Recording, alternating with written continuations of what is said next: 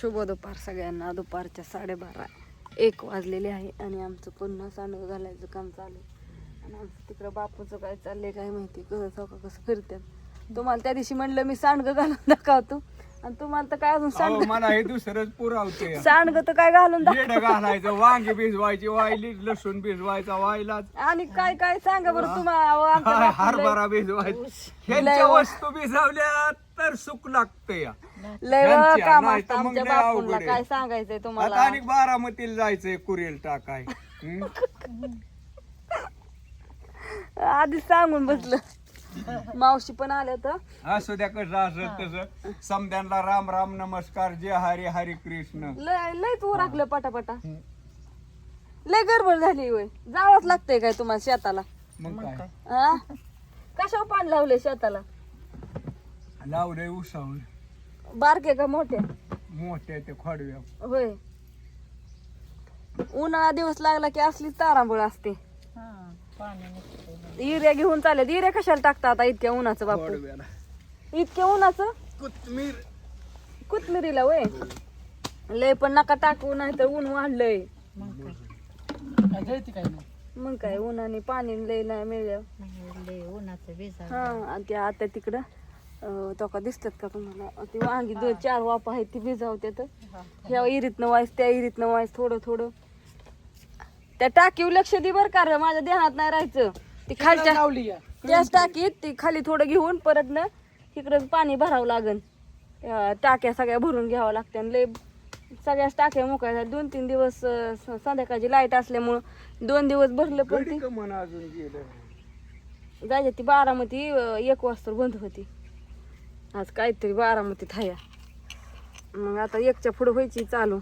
जाते आता. दुकानही बंद होती म्हणत रेल्वेच्या रस्त्याने जायचं. मग त्यांना माहित होतं की रेल्वेच्या रस्त्याने जायचंय. बारामती बंद म्हणजे दुकानं ही सगळी सगळी दुकानं बंद म्हणल्या आपण काय हे आहे होय? बंद म्हणल्यावर आणाय गेलेल्या माणसांनी. अहो म्हणजे सगळंच बंद म्हणजे सगळंच ठेवावं लागतं असं हो. ते 1 वाजता काय होतं माहित नाही मला, पण ते म्हणत होतं. मी कशाला एवढी बातमी बघत बसली, तेवढा वेळ पण नाही. आणि बघा कसं काय नाजूक छान सांडगं घालायचं काम चालू आहे. मावशी आल्या तर 2 दिवस मावशी आहे तिथंच. परत आम्हाला गुरुवारी जायचंय लग्नाला. होय, त्यांच्या लिकीच्या पोराचं लग्न आणि लेकाच्या पोरीचं, म्हणजे लेकाची पोरगी लेकीच्या पोराला दिली या, असं झालं या. होय आहे का नाही? त्यांची बहिणीची म्हणजे बहिणीच्याच लेकीची, एका बहिणीची लेक आणि एका बहिणीचा लेक. नातू नातू म्हण नाही म्हणजे त्यांची पोरगी म्हणजे मामाची पोरगी आत्याच्या घरी दिली असं मला सांगायचं होतं.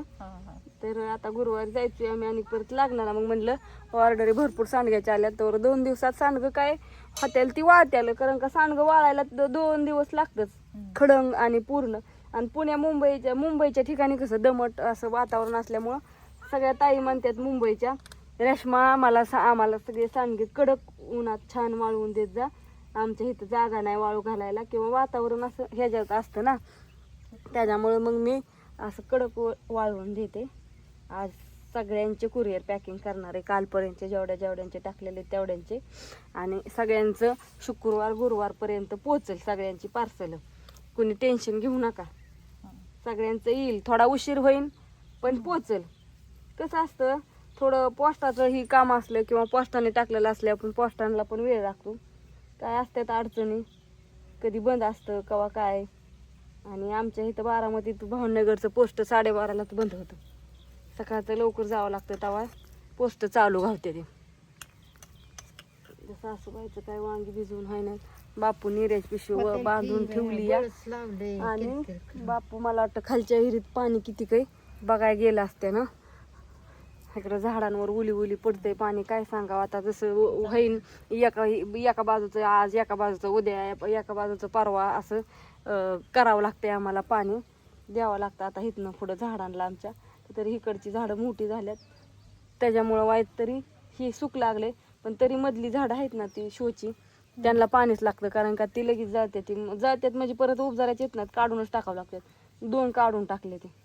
गेल्या वर्षी 1, त्याच्या गेल्या वर्षी 1. दरवर्षी उन्हाळ्यात 1 जळत होतं. मग ती काढूनच टाकली कारण का जळली फुटतच नव्हती. तर इकडे किती 4-5 7-8 होती, त्यातली 6च राहिल्या, 2 जळली. आता नारळाची लय काढली मग. नाही जळलीच ती. जळल्या उपजाराच येत नाहीत ना, पाणी नसले की असं होतं. पाणीच लागतंय हा पाणीच लागतंय, त्याच्यामुळे अशी सुकाट होत्या ती. पण आता ही 4 महिने असंच चलतं आमचं. असू द्या. कसं वाटलं ही दुपारचा व्हिडिओ सांगा सगळ्यांनी. बापू गेलं बोलायचं ठेवून. मी आपलं बापूंची मुदाम चेष्टा करते.